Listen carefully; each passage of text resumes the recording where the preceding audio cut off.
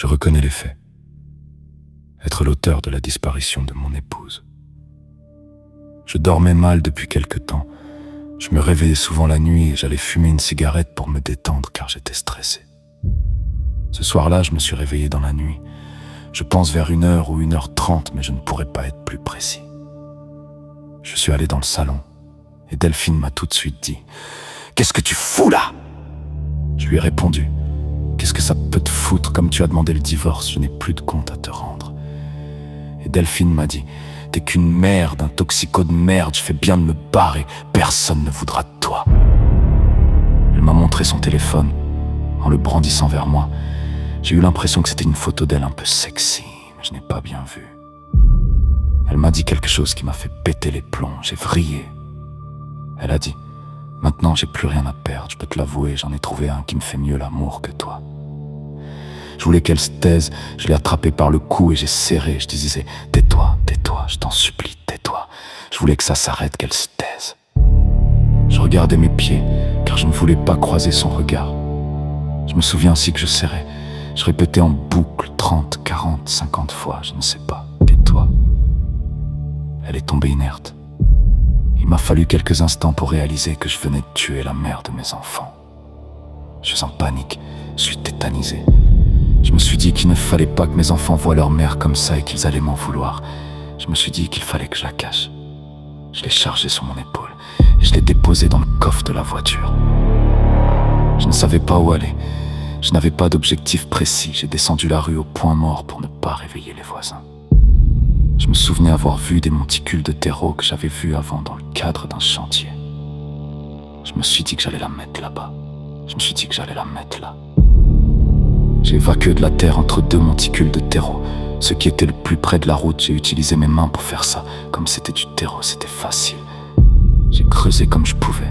J'ai déposé son corps à cet endroit et j'ai recouvert comme je pouvais avec la terre des deux buttes. Je pensais vraiment qu'on allait la retrouver avant. Je suis très étonné que ça n'ait pas été le cas.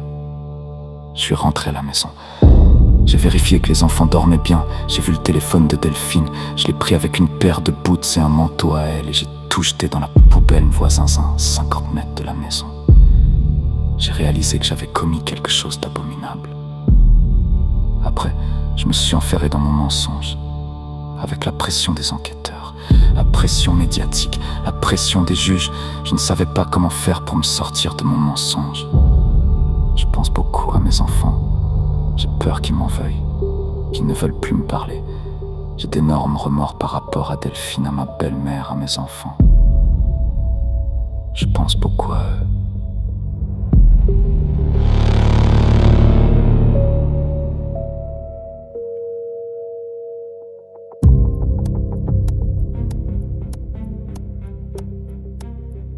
Bienvenue sur la chaîne du Corbeau Blanc. Ici on observe, on analyse calmement.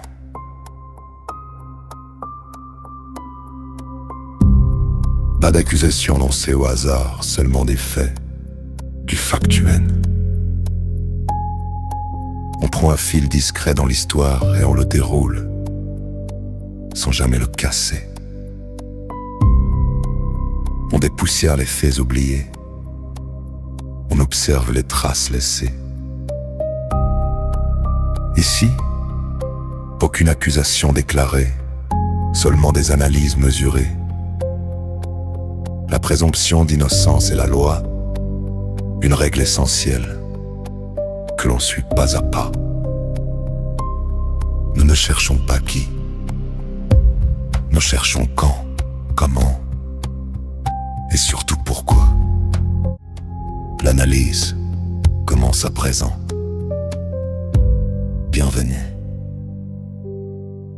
Je suis le Corbeau Blanc.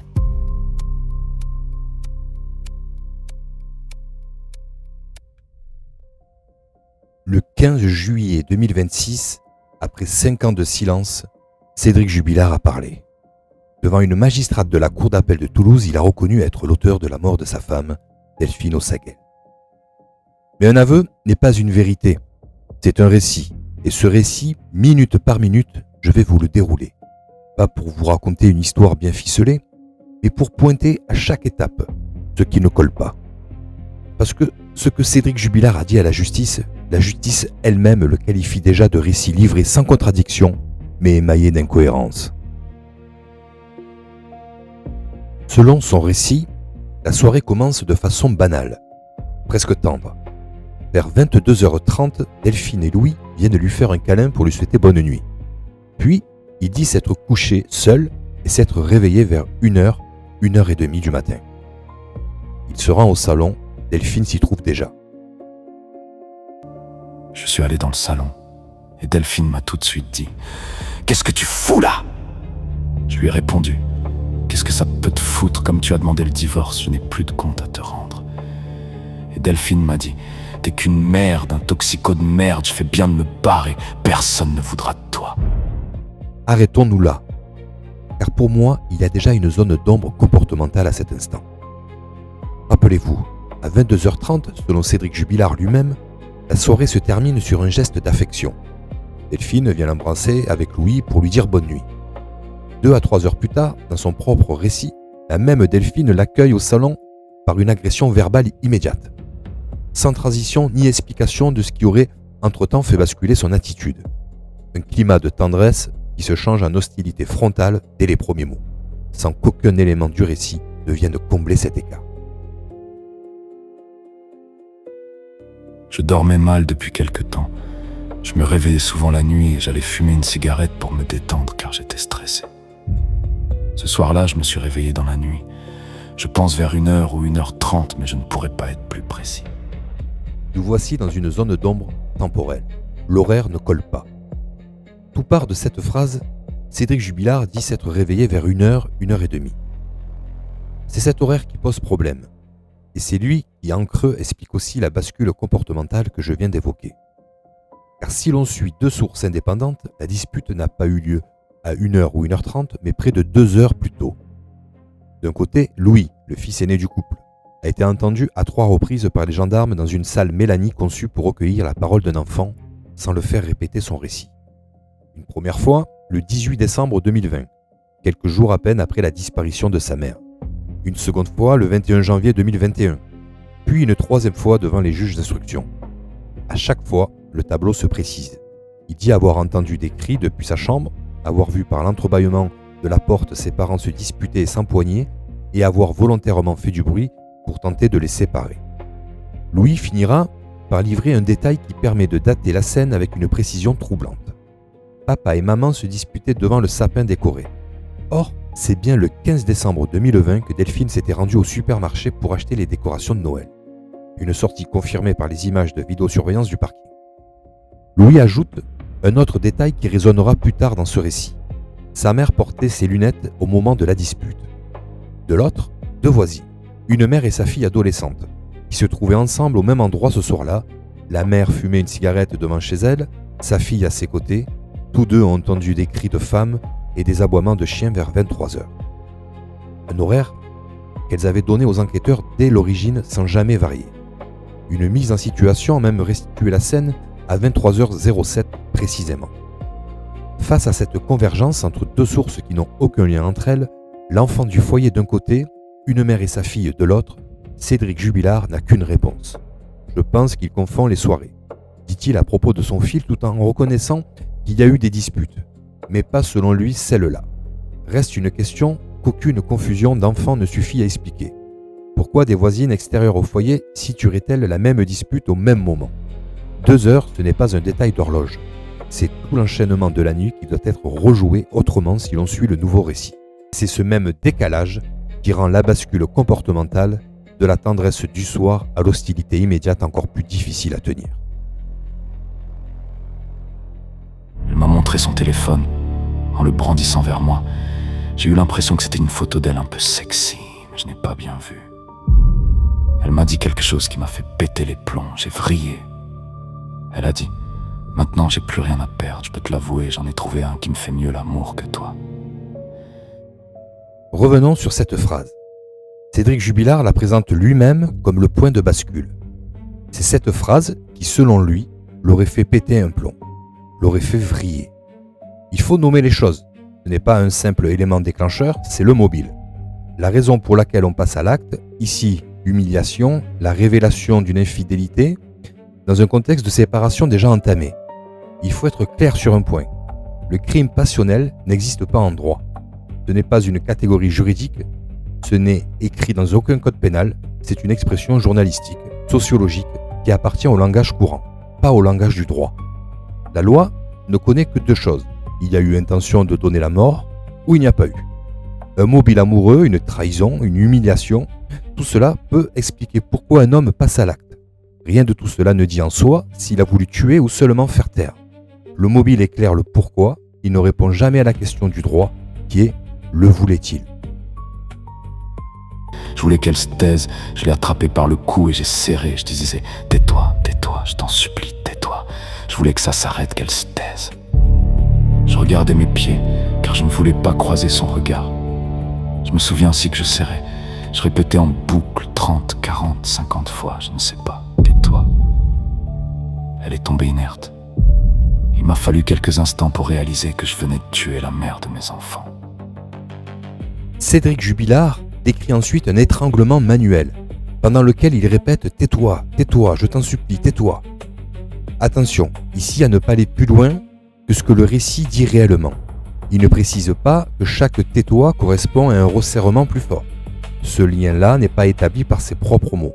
Ce qu'on sait en revanche, c'est que le geste est décrit ailleurs dans son récit comme répété un grand nombre de fois. Et c'est cette donnée-là distincte de la supplique verbale qui pèse vraiment sur la question de l'intention. Et c'est là que se jouera tout le procès en appel. En droit pénal français, la différence entre meurtre et des coups mortels sans intention de donner la mort n'est pas la gravité du geste, c'est l'intention. Un meurtre suppose que l'auteur ait voulu la mort. Des coups mortels sans intention de la donner supposent qu'il a voulu porter des violences, faire taire, faire mal, sans rechercher la mort, qui survient alors comme une conséquence non voulue.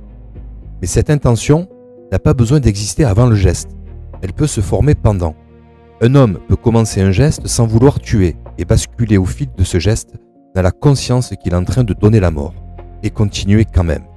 À partir du moment où il perçoit que ce qu'il fait peut tuer et qu'il persiste, la justice peut considérer qu'il a accepté ce résultat même sans l'avoir prémédité. Et c'est précisément ici qu'un détail de son récit prend tout son sens.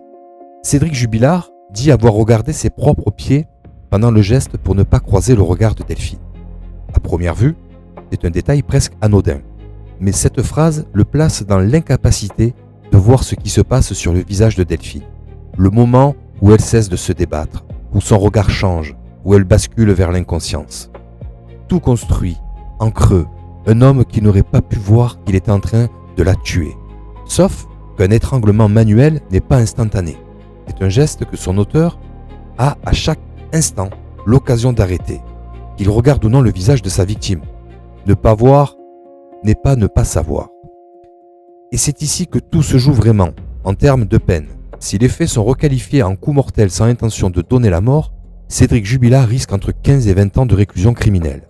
Si l'intention de tuer est retenue, c'est un meurtre sur conjoint avec circonstances aggravantes, un féminicide, et il risque la réclusion criminelle à perpétuité.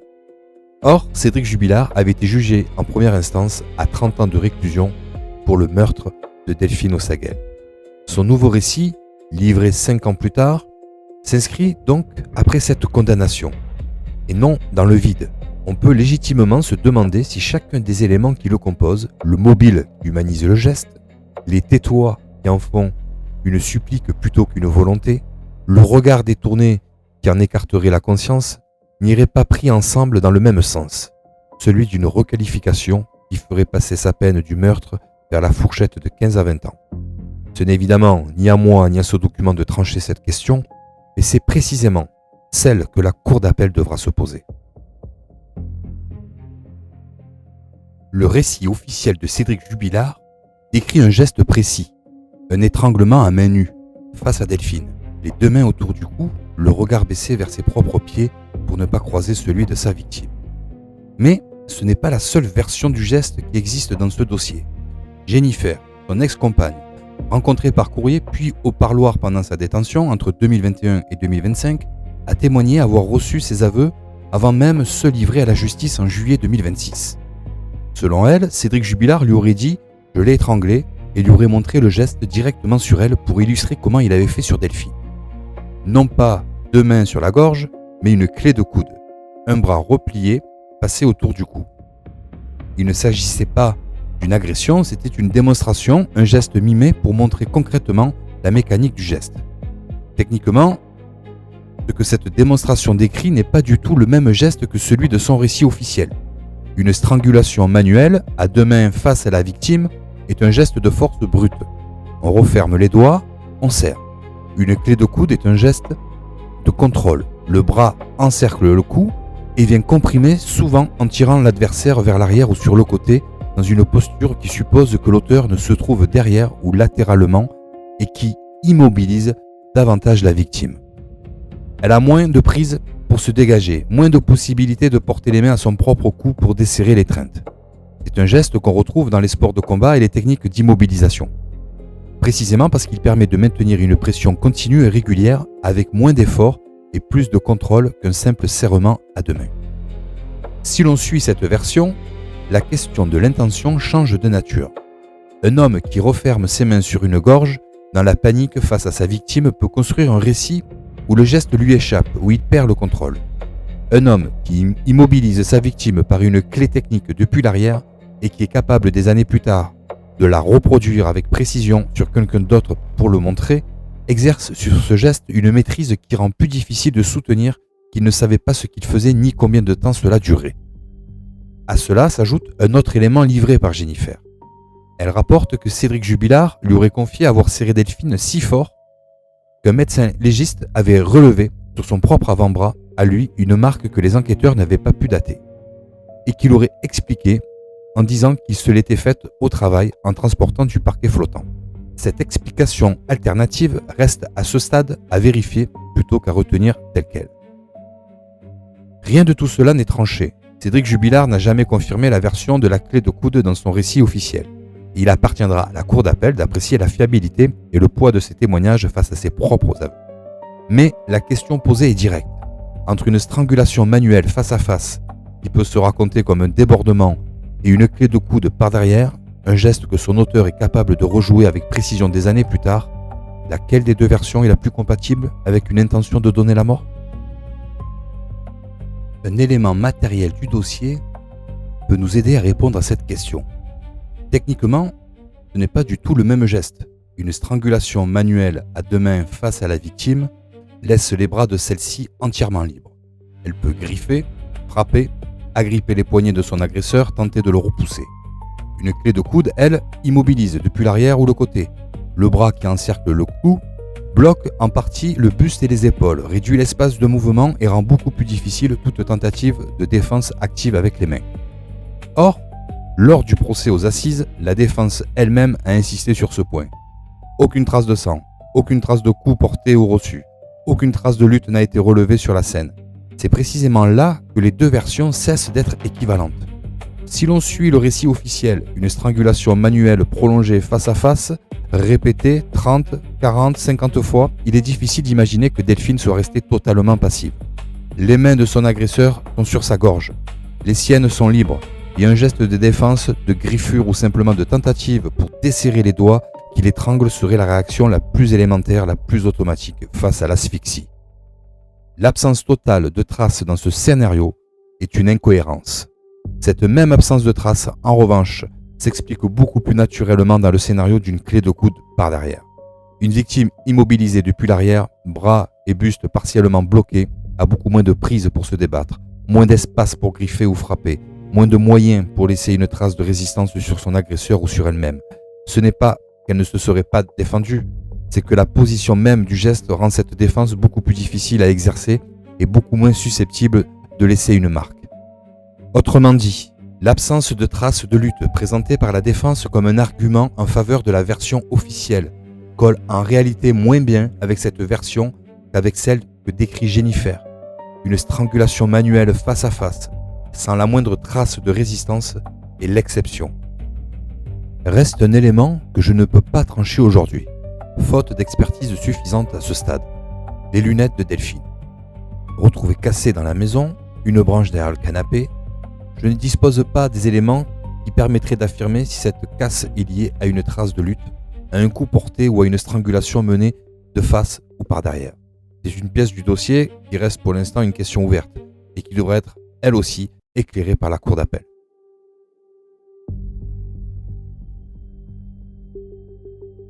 Je me suis dit qu'il fallait que je la cache. Je l'ai chargée sur mon épaule et je l'ai déposée dans le coffre de la voiture. Je ne savais pas où aller. Je n'avais pas d'objectif précis. J'ai descendu la rue au point mort pour ne pas réveiller les voisins. Je me souvenais avoir vu des monticules de terreau que j'avais vus avant dans le cadre d'un chantier. Je me suis dit que j'allais la mettre là-bas. Je me suis dit que j'allais la mettre là. J'ai évacué de la terre entre deux monticules de terreau. Ce qui était le plus près de la route, j'ai utilisé mes mains pour faire ça. Comme c'était du terreau, c'était facile. J'ai creusé comme je pouvais. J'ai déposé son corps à cet endroit et j'ai recouvert comme je pouvais avec la terre des deux buts. Cédric Jubilard affirme avoir découvert ce tas de terreau par hasard, quelques jours avant la nuit du drame, sans y prêter attention particulière. Un lieu tombé sous son regard, presque par accident, et qui lui serait revenu à l'esprit dans la panique du moment. Mais deux sources distinctes viennent contredire cette version du hasard. La première, ce sont les données de géolocalisation de son téléphone. Transmises au juge d'instruction en décembre 2021, ces analyses montrent que l'appareil n'a jamais quitté le département du Tarn entre le 5 et le 15 décembre 2020. Mais surtout, elles révèlent plusieurs bornages répétés dans le secteur du champ de Mayoc, au pied de la départementale D600, le lieu même où les ossements de Delphine seront retrouvés 5 ans plus tard. L'un de ces points, daté du 5 décembre à 6h12 du matin, place son téléphone à quelques centaines de mètres de la parcelle. Et ce n'est pas un simple passage. Le signal reste actif à cet endroit pendant plusieurs minutes, ce qui plaide pour un arrêt sur place plutôt que pour un trajet ininterrompu. 10 jours avant la mort de Delphine, donc quelque chose retient Cédric Jubilard à cet endroit précis, suffisamment longtemps pour que son téléphone y borne de façon continue. La seconde source, c'est Jennifer, son ex-compagne. Elle affirme qu'il y aurait avoué avoir repéré cet endroit un mois avant les faits en passant devant pour se rendre sur un chantier. Elle précise qu'il décrivait ce lieu comme loufoque, situé à proximité d'une route empruntée par une vingtaine de véhicules par jour seulement. Un détail qui suggère une observation attentive de la fréquentation du secteur, pas un simple coup d'œil distrait. Elle ajoute qu'il lui aurait confié s'être inspiré d'un fait divers criminel pour choisir ce mode d'enfouissement. Il faut noter que les deux sources ne se recoupent pas parfaitement sur le délai. Le bornage téléphonique situe un arrêt marqué 10 jours avant les faits, tandis que Jennifer parle d'un repérage remontant à un mois. Ce n'est pas une contradiction qui invalide l'une ou l'autre version. Un lieu a pu être aperçu une première fois lors d'un trajet professionnel, un mois avant, puis revisité, cette fois avec un arrêt de 10 jours avant le drame. Mais dans les deux cas, ce n'est plus un tas de terreau découvert par hasard la nuit même. C'est un lieu connu, mémorisé, et pour lequel il existerait au moins une source évoquant une inspiration puisée ailleurs dans un autre crime. C'est précisément ce qui distingue un geste de panique d'un geste anticipé. Et donc là, la question qui pèse le plus ici, la préméditation. La préméditation ne porte pas sur la mort de Delphine elle-même, la justice n'ayant à ce stade retenu aucun élément en ce sens de façon définitive, mais sur la dissimulation du corps. Si le lieu était choisi et connu à l'avance, la réaction de panique que Cédric Jubilard décrit, je ne savais pas où aller, je n'avais pas d'objectif précis, devient difficile à concilier avec un site repéré, mémorisé et pour lequel une source évoque même un mode opératoire inspiré d'un autre fait divers.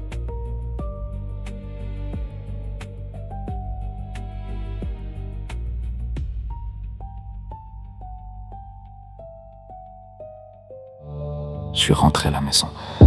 J'ai vérifié que les enfants dormaient bien. J'ai vu le téléphone de Delphine. Je l'ai pris avec une paire de boots et un manteau à elle et j'ai tout jeté dans la poubelle voisin à 50 mètres de la maison. J'ai réalisé que j'avais commis quelque chose d'abominable. Selon son propre récit, après avoir enfoui le corps de Delphine, Cédric Jubilard rentre chez lui, vérifie que ses enfants dorment toujours, récupère le téléphone de son épouse, une paire de boots et son manteau et jette le tout dans la poubelle d'un voisin à 50 mètres de la maison. Un geste de dissimulation qu'il situe la nuit même avant d'appeler les gendarmes à 4h09 pour signaler la disparition. Or, à 4h50, les gendarmes arrivent à son domicile et dès 4h55, Cédric Jubilard est avec eux. Et c'est là que le récit se heurte à un mur. Selon l'enquête, le téléphone de Delphine se rallume à 6h52 par une action manuelle, un déverrouillage par code d'accès avant de s'éteindre définitivement à 7h48. Il n'y a ici aucune place pour l'hypothèse d'un tiers mystérieux.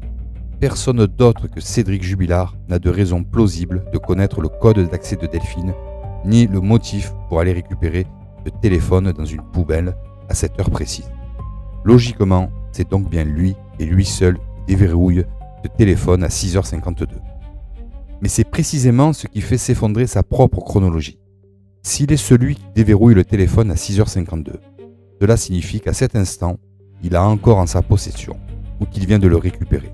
Or, selon son récit, ce téléphone est censé avoir été jeté dans la poubelle du voisin plusieurs heures plus tôt, la nuit même bien avant son appel aux gendarmes à 4h09. Et depuis 4h55, il se trouve en présence des gendarmes, ce qui rend d'autant plus improbable qu'il ait pu entre-temps s'éclipser jusqu'à cette poubelle pour en ressortir le téléphone. Ce n'est donc pas la question de savoir qui a rallumé ce téléphone qui pose problème. La réponse la plus logique, la seule qui tienne, c'est que c'est lui.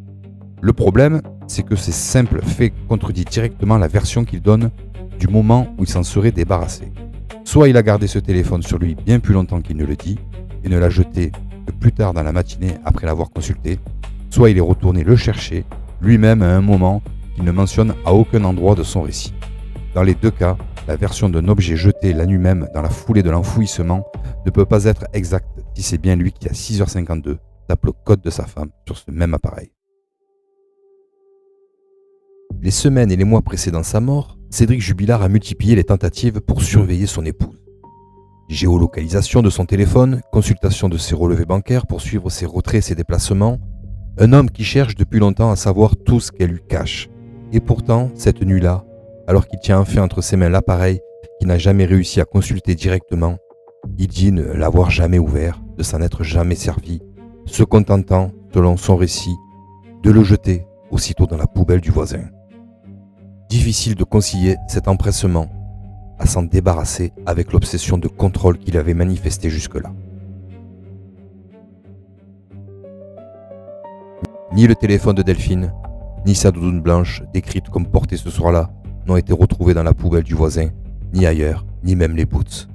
Si le récit de la dissimulation était exact et complet, ces objets jetés à 50 mètres du domicile auraient dû être aisément localisables.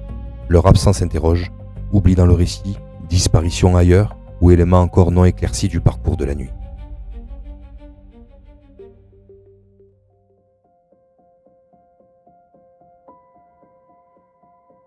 À ce jour, rien ne permet de parler de préméditation. Elle n'a d'ailleurs pas été retenue en première instance. Ce sera précisément le travail des enquêteurs dans les mois qui viennent. Rassembler les éléments pour retracer ce scénario avec précision. Une reconstitution est prévue, elle permettra d'évaluer tout cela. L'existence ou non d'une préméditation, l'intention ou non de donner la mort, c'est tout l'enjeu du procès en appel. Si les faits sont requalifiés en coup mortel sans intention de donner la mort, Cédric Jubilard risque entre 15 et 20 ans de réclusion criminelle.